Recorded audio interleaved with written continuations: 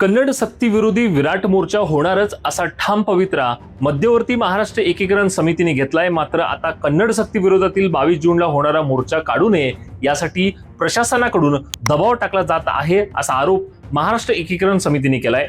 महाराष्ट्र कर्नाटक सीमा प्रश्न सर्वोच्च न्यायालयात आहे, त्यामुळे न्यायालयाने निकाल देईपर्यंत सीमा भागातील मराठी भाषिकांना मराठीतून कागदपत्रे मिळवण्याचा आणि मराठी फलक लावण्याचा हक्क आहे। त्यामुळे मराठी लोकांवर होणारी कन्नड सक्ती थांबवावी, कन्नड संघटनांना आवरण्यात यावं, कायद्यानुसार फलकांवर 40% भागात मराठीचा वापर करावा, त्यासाठी 21 जून पर्यंत जिल्हा प्रशासनाने सूचना करावी, अन्यथा 22 जून रोजी विराट मोर्चा काढण्यात येईल असा इशारा महाराष्ट्र एकीकरण समितीने जिल्हा प्रशासनाला दिलाय। 1990च्या दशकाच्या सुरुवातीपासून बेळगावतील सरकारी आणि खासगी कार्यालयाच्या फलकावर कन्नड सोबत मराठी आणि इंग्रजी भाषांनाही स्थान देण्यात आलं होतं। सीमा प्रश्नावर अंतिम तोडगा निघेपर्यंत हे धोरण कायम ठेवलं पाहिजे।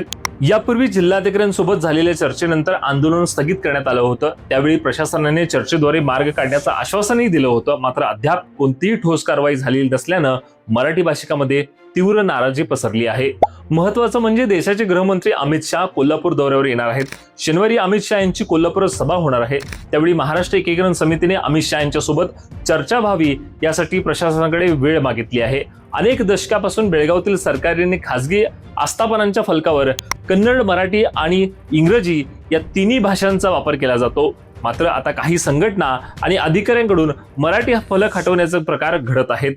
याचा विरोध म्हणून 22 जूनला हा मोर्चा काढला जातोय। सरकारने 22 जून पर्यंत 60 आणि 40% नियमाची अंमलबजावणी करावी, नाहीतरी मराठी भाषिक रस्त्यावर उतरून आंदोलन करतील असा ठाम इशारा बेळगावतील मराठी भाषिकांनी दिलाय।